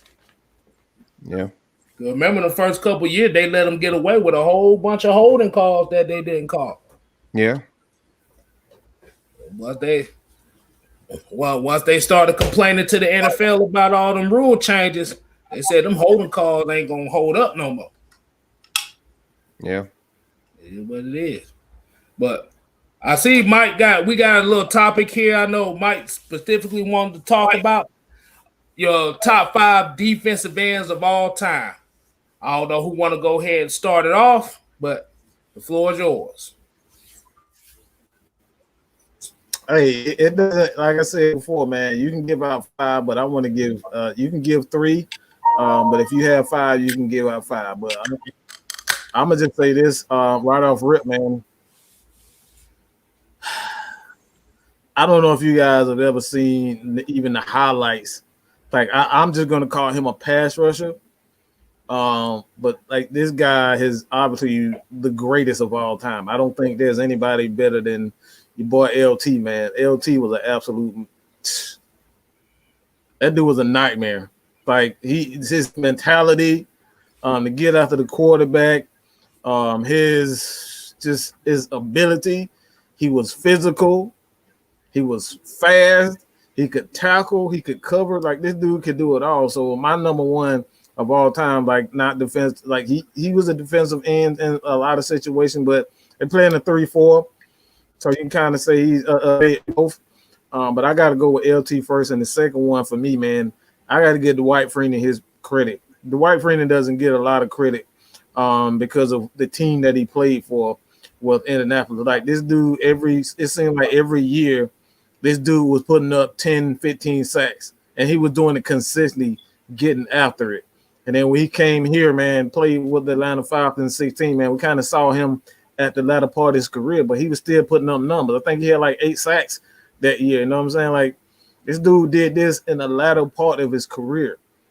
So my second one is Dwight Freeney, and the third one, it's kind of a little bit unorthodox, but I got to give Michael Strahan his credit. Michael Strahan was not like, he wasn't super athletic. He didn't have a lot of speed, but this dude, for somehow, some way, every year he could end up with 10 to 12 sacks every single year. And that's what I say with a lot of people. It's like they look at all this, he run a 4.3, he can jump.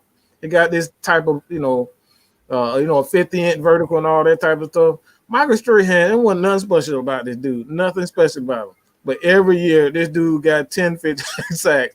Every year, he got 10, 15 sacks. So that's my top 3, man. I'm going to just go with 3 and pass it on to the next.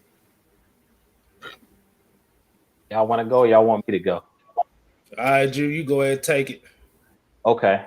So Mike said one that I was going to go with. I'm going to go from my generation in like the early 2000s because that's when I was like a teenager and I really started to break down the game. I would have went with Lawrence Taylor, but I was really young when Lawrence Taylor was actually dominating the league. So I'm going to start off with Dwight Freeney with the Indianapolis Colts. Like he said, everywhere he went, he put up numbers. Even later on in his career after the Falcons, he went on to play for the Arizona Cardinals, and he still was still balling. So that guy with those pass rush moves, that spin move, he actually had a patent move, that spin move that he would do, and he was an undersized defensive end, and he would put up numbers. He was just a beast. You couldn't block him. He could use power. He could use his hands. He could spin. He had so many different moves. He kept you off balance. And I think that's what made him a great pass rusher. Number 2, I was gonna say Michael Strahan too, but I'm gonna go a little bit different since he said Michael Strahan. I'm gonna go with Von Miller. Von Miller is another one of those guys. Oh. He dominated. In that year, a lot of people don't realize Peyton Manning was on his last leg, and Von Miller and DeMarcus Ware with the Broncos, those guys were wreaking havoc on the league. Like Von Miller winning that MVP, got that huge contract. He's one of those guys coming in out of Texas A&M. A lot of guys didn't see, him being a dominant pass rusher because he's another guy that's not the biggest guy. He's more like an outside linebacker, but he's athletic. And he knows how to use moves. He don't just use speed rush every play. He's a guy that uses speed to power to speed, uses his hands, could do that spin move. He's kind of like the modern day Dwight Freeney. So he's another guy that's been dominant in the league in the 2000s. And then my last one, man, there's a lot of different guys that we can go with here. I'm trying to think because Mike said a lot of good ones. I'll say Jared Allen because to me he's a guy that was kind of like what Mike was talking about. Jared Allen was one of those guys that wasn't super athletic. Ooh, that's a when he was in Minnesota, he was a guy that he was a dog, man. He wasn't a guy that had a ton of athleticism, but he had effort. Like you could not, his motor never stopped. And he was a guy that actually got Ray Edwards paid by the Atlanta Falcons because he was on the other side just eating. And he went on to play with the Panthers. Yeah. Man, he was one of those guys. He was eating, dog. He was eating. He was one of them country boys. And he was a dog, man. He just had a motor. He kind of was like a John Comiskey, long, tall, country strong, and you couldn't stop him. Like he was just one of those guys. His motor never stopped, and he was one of those guys in Minnesota that wreaked havoc on the league. So I think he's kind of like that modern day, that Michael Strahan. That when you looked at him, he wasn't super athletic, but he was dominant in his time in the league. So that'll be my three.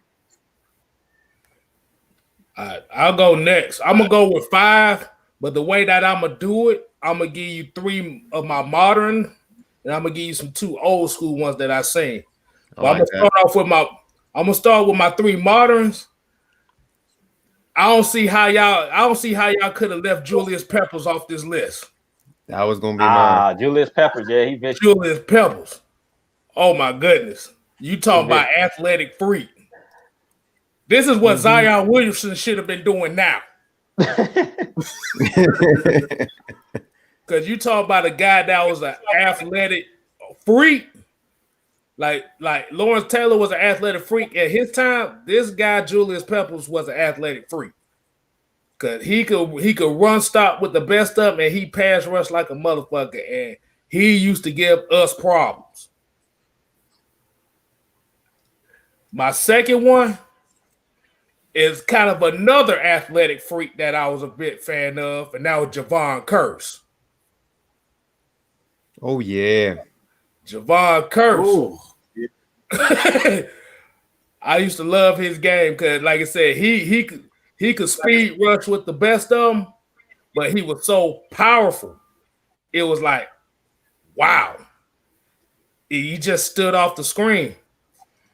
And like I said, third one.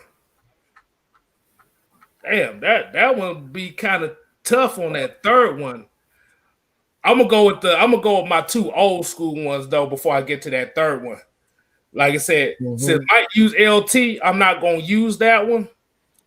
I'm gonna say Deacon Jones because he put terror in everybody. From old school. From the clips that I saw, bruh, you needed to pray on God that you wasn't blocking against him. Jesus couldn't save you on that one. And you have to think about it, when Deacon Jones played, sacks wasn't even a stat. So no telling how many sacks he actually really had if they counted it from the beginning of his career. And by another old school one, I gotta put Reggie White up there.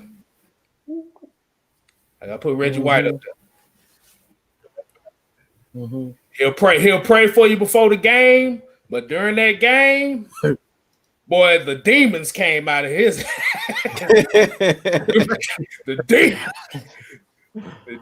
the demons came out his ass, boy, and it was like you couldn't stop it. And I'm gonna go one more, and it's kind of a new school one. And like I said, you kind of use Dwight Freeney on that. I would definitely have to go with Terrell Suggs. Okay. T-Sizzle. T-Sizzle. That's a good one. I was gonna throw Elvis Doomer. I was gonna throw Elvis Doomerville in it because you talking about undersized. This motherfucker was super undersized, but Very undersized. I had to put T-Sizzle in there. Mm-hmm. And what more do I need to say? He had the best Sunday night introduction intros. You know, T-Sizzle for Ball Hard University, and he go out there and he knock your block off. Yeah, I agree. So here's my list. This is when I first actually started paying attention to football as I got older. A lot more football, a lot more. Jason Taylor from Miami Dolphins. Ooh. Man. He was about 6'6". That man, that man was frightening. He was frightening. I want to say like early 2000s, like I think it was 2000 or 2002. But that man racked up like 19 sacks. He was just a monster. Like it was like him. It was just crazy. Jason Taylor was just that guy for his size and that frame. Super good. Another one I would suggest is DeMarcus Ware. Don't forget about DeMarcus Ware. Like, that was another one that was really good. Played for the Cowboys for a very, very long time, and then took his talents to Denver, and then made him and Vaughn a duo. That was a sick duo. You wouldn't want. How does a team defend both DeMarcus Ware and Von Miller at the same time? Like that's scary. Like, nah, man.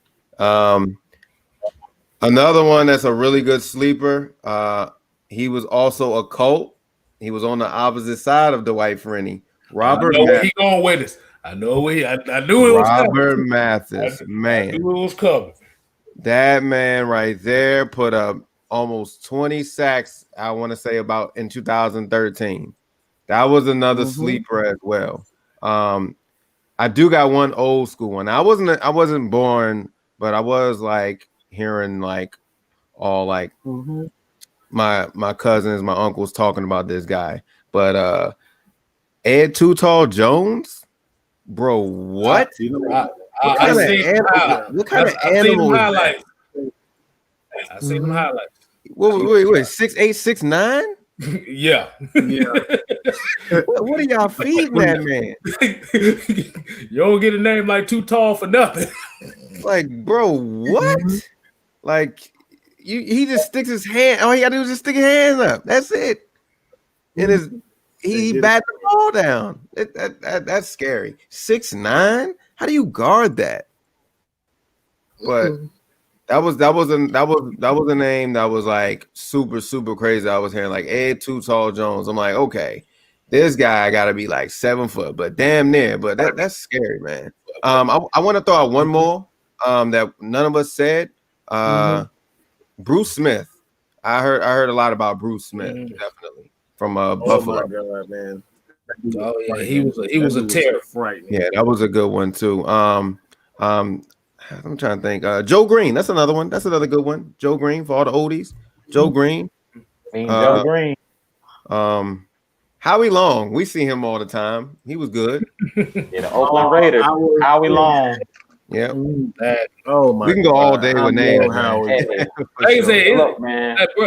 It was so many pass rushers. It's like even from the 2000s on now, it was so many pass rushers.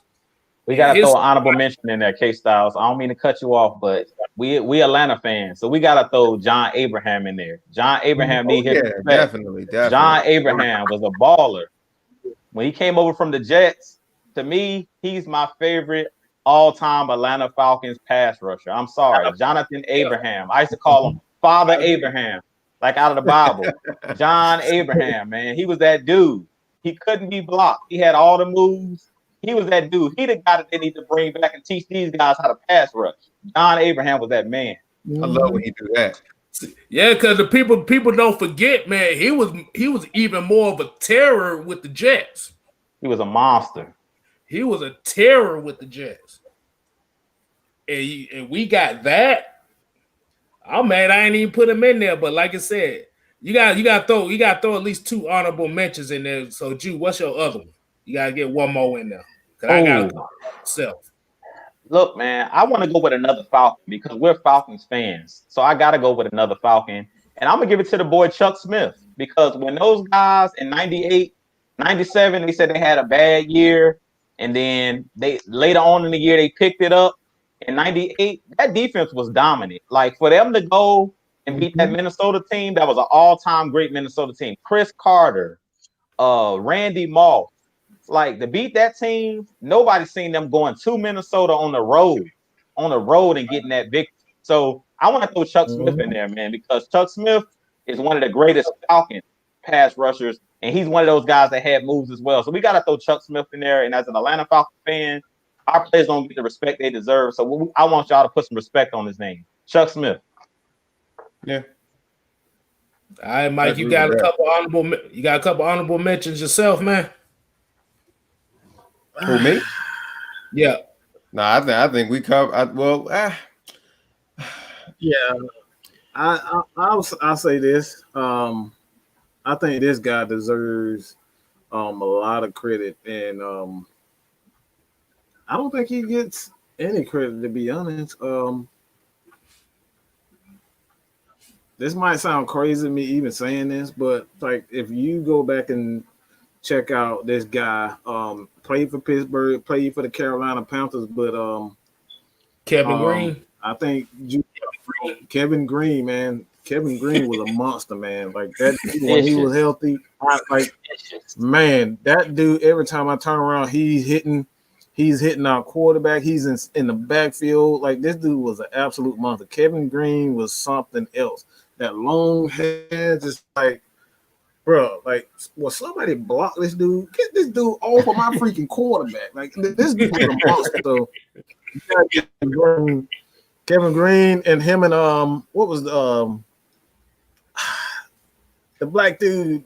It was a duo. What his name? I forget his name, but it was a duo, man. And those dude was something else. Come to me, but that him and Kevin Green together, man. I believe it was that. Was it Carolina? I'll get it, but Carolina. It was a duo. Him and no, it wasn't Sammy. It was another outside linebacker for Pittsburgh. But it'll come to me. But Kevin Green, man, that dude was just. I always loved Kevin Green, his game, man. Damn. See, y'all don't Pittsburgh. I think I know who you're talking about. I just can't think right now. I'm trying to get it there, but it's not there. That's a tough one. It'll come. It'll come to me. Oh man. Y'all pretty much mention my damn honorable mentions over there, too. But like I said, somebody put in the comment. Like I said, one of them is Jay. I think he said it. Well, Jack Ham? Jack. What Jack? No, Jack Ham. No, it wasn't him. It was Levon Kirkland. I know he played middle. He played middle. He played the middle linebacker, but somebody said Greg Lloyd. Mike Greg Lloyd. That's it. Greg Lloyd. That's it. Greg Lloyd. That Greg Lloyd. Him and Kevin Green together. My God, those dude was wrecking crap. Like, just go back and check them out, man. Greg kind of had some injuries for the most part to kind of derailed his career towards the end, but that dude was a problem. Him and Kevin Green, you did not want to see them guys on Sunday. So that's it, man. We can get to this 2-point real fast, and yeah, man. Who you want to start this? I was about to say before I started off, I was gonna throw one more name in there right quick, and I was gonna say LeVar Arrington. LeVar Arrington, that's another one too. Mm-hmm. But I'll go ahead and start the 2-point conversion. Like I said, I want to take the time to thank everybody for tuning in tonight. Hold on. Wave a flag on the fucking field. What? How can we? Oh my God! How can we forget the damn great Derek Thomas, bruh? Oh God! Oh God! I feel embarrassed for even not mentioning him. How can we're gonna throw the tip. Oh man, we all need a flag for that one. Yeah. Damn. It's too many of them, man. Bro, too many great. It's so many of them. Too many of them, man. It's too many. It's like if you don't have a list written down of all of them, you'll forget one. Because there's quite a few of them in that same in like different eras. Like it was a clutter of them. Like it wasn't just like one or two or three. It was like a group of them in different eras. It's broken down literally. So it's not really hard to think. It's just like it's so many. Chris Dolman is another one that didn't get a lot of respect, man. And Chris Dolman was, he played for us, man. That in Minnesota, like that dude was a problem too. So it's a lot of pass rushers out there, man. We're going to continue to keep putting out there. KStylz, did you say you did say didn't you? Yeah, I said mine. I said JJ Watt and I said LeVar Arrington. JJ Watt. Yeah. Oh man, good God, that's a lot of them. Simeon Rice. We ain't say Simeon Rice neither. We say Simeon Rice. Oh my God, Simeon Rice. We didn't say Justin Smith. We didn't like. Y'all fired. Oh man. Y'all fired. It's a lot of them. Tell her ass she can do the heavy hitters by her damn self. Then if we all fired.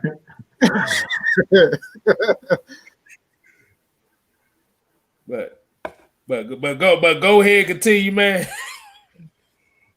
But we might need to have another show just talking about that. We don't have just about the top. Yeah, we don't have to have just on the top, man.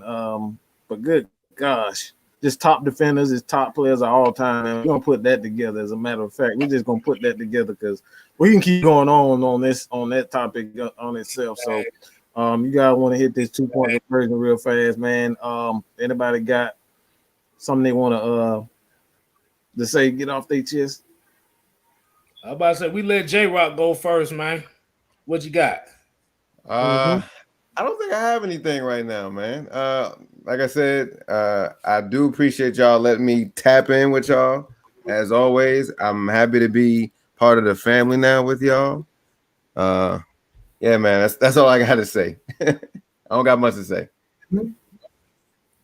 Oh man, hey, go ahead, Jim. Y'all know I got something to say, especially because it's rivalry week. Before I say that, I just want to thank everybody for tuning in tonight. Thank y'all for welcoming J-Rock to the family, the AFN family. Y'all continue to tune in.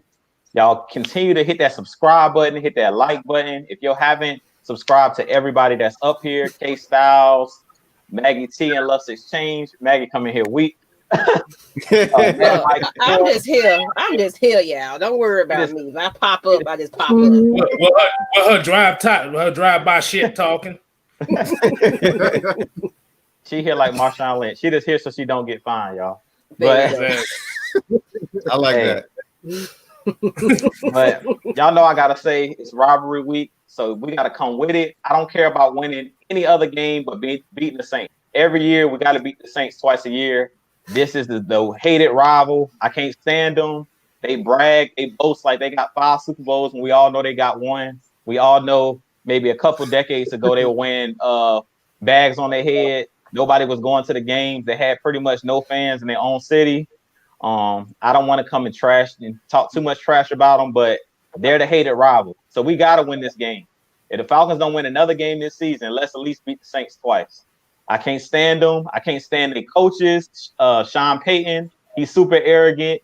Drew Brees, super arrogant. I wish Drew Brees nothing but the best, Mike made this whole video talking about we have to be the bigger fans. Let's not talk about Drew Brees and injury. We don't want to see anybody get hurt. This man has a punctured lung and broken ribs, and that could be life-threatening. So I wish him nothing but a speedy recovery, but I do want us to go and whoop their tails on Sunday. I need Keanu Neal, bring the pain. I need him to knock somebody out in this game. From the defense, I need us to play with some consistency. As KStylz said, we can't really call it a winning streak until we win 3 in a row. So we need this game this Sunday. We need to go down to New Orleans. I'm coming to tell y'all, they're not going to lay down this Sunday because we know what happened last year when we came off the bye and we went and smacked New Orleans in New Orleans. So they're going to be prepared for this game. They're not going to lay down for us.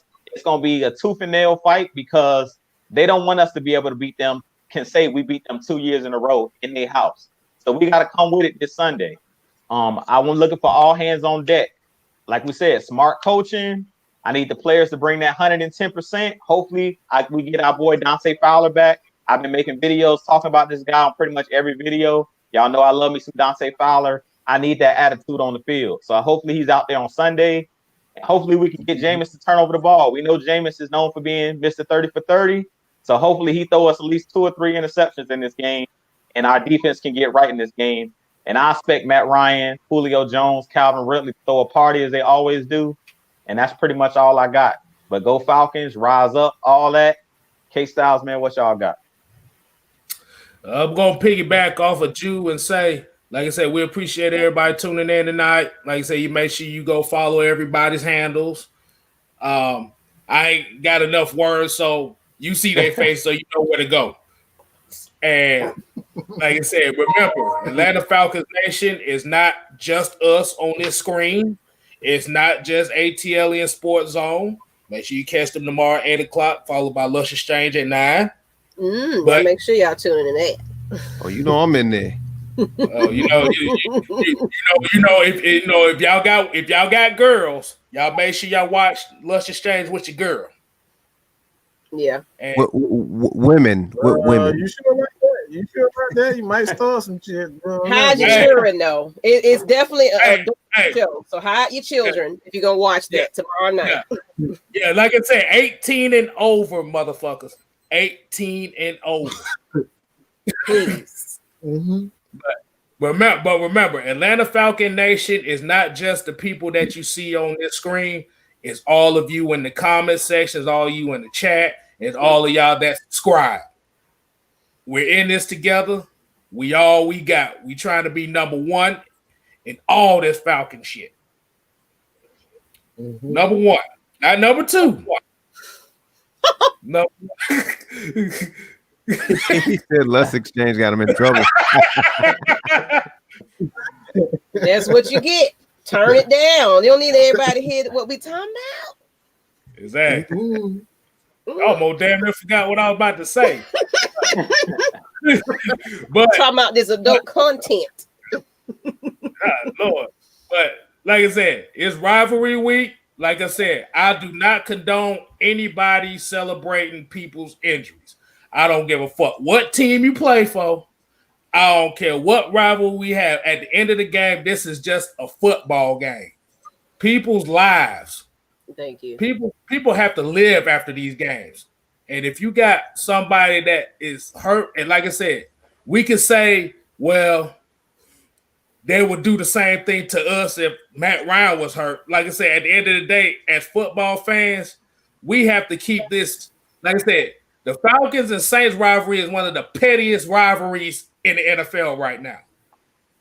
We talk our shit based off of stupid shit that don't mean a damn thing at the end of the day. But when you out here celebrating people getting hurt, then that makes it no fun as a fan. That makes you a savage. That makes you an animal. Because you have to remember these football players, every play could be their last play, no matter what. Like I said, most of the injuries that happen in the NFL come off of non-contact plays. You don't know when it's gonna be. So, like I said, appreciate the rivalry. This is what we talk our shit for. And like I said, I need to see the Falcons spank that ass like a motherfucker. And if we, hey, I got a question for you, boy. Y'all still doing that rivalry thing on Friday? Yeah, I was going to announce that. Thanks a lot. But go ahead and talk about it. I was going to talk about it. I was waiting on my turn. The reason why I say this is Mark 504 talking all this shit. Uh-oh. He need to be the first one. Call him out. He need to be the first one on that show. If he don't show up on that show, we're going to put you in the Tat McKinley side of the game. He ain't gonna show up. He ain't got no damn picture. 9 times out of 10, he ain't gonna show up. So, he ain't got a profile picture, so you know he ain't gonna show up. Like I said, I'm gonna just end that. I'm gonna let Maggie goddamn. Did everybody go? Everybody go. Let me go. Let me say this. Let me say this, man. To kind of expand on what you said, Kill, bro, KStylz, man.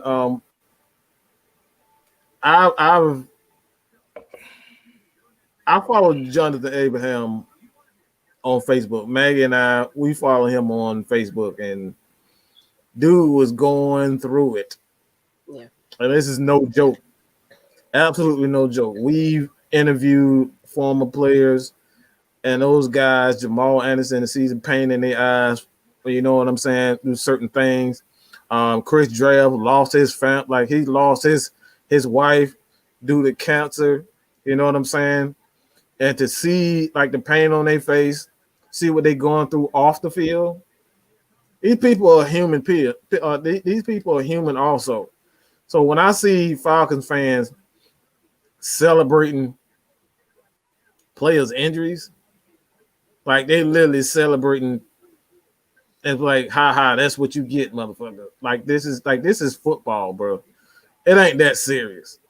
It shouldn't be that serious where you are wishing harm upon somebody. And like I said, the key thing to what Kevin said, these people still got families at home. They still want a quality life after. Like these guys are retiring at 30 years old, 40 years old. They still got a good 60 years to live. You want those years to be quality years. You know what I'm saying? And for Falcons fans that got a problem with anything I say, y'all can fuck off. We don't need your ass on here anyway. If you got a problem with anything I'm saying, because y'all want to be assholes and cheer guys getting injured, man, like I said, this man got to punch it long. I don't give a damn how much I hate the Saints. I don't give a damn how much I hate Drew Brees. But I don't want the man to fucking die. Like you guys, like this man, this is a serious injury. And CTE ain't no joke. Exactly, Nick. Like this, it ain't no freaking joke. It's no freaking it's nothing to joke about. And these people are human. You got their little kids at home, don't know if their daddy gonna be all right. They going home, daddy can't breathe, daddy can't walk, daddy can't do anything. Think about it that way. So when it comes down to it, man, we gotta like learn how to separate football from reality, from real life. And some of you guys don't know how to separate real life issues from, sports, you know what I'm saying? And that shit is just going too far.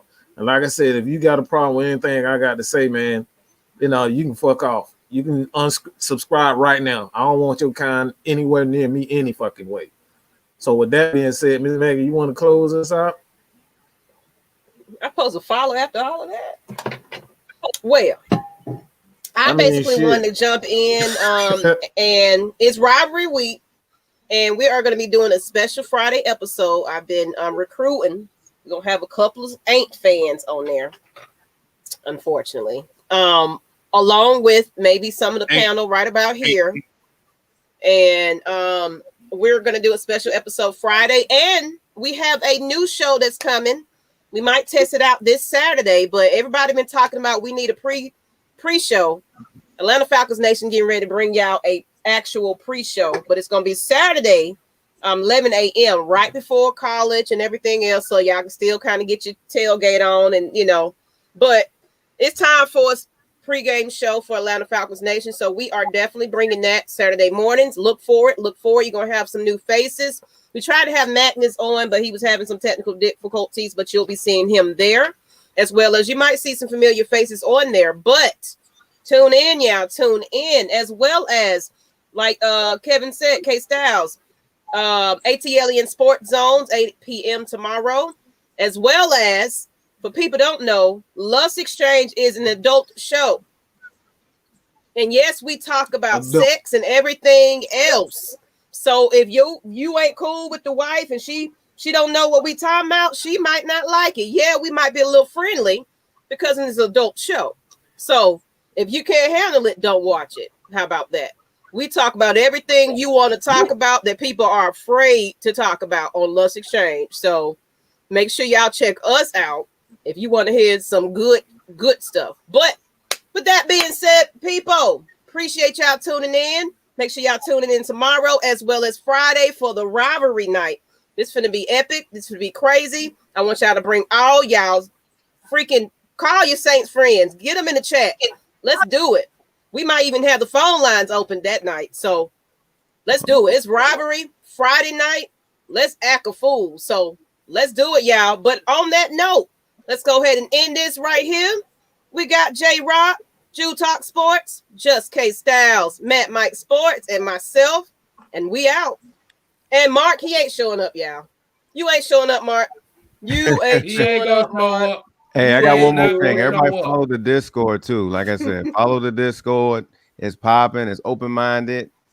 Mike got it set up with a whole bunch of sections. Y'all go join the Discord. There you go. Join the Discord. And look.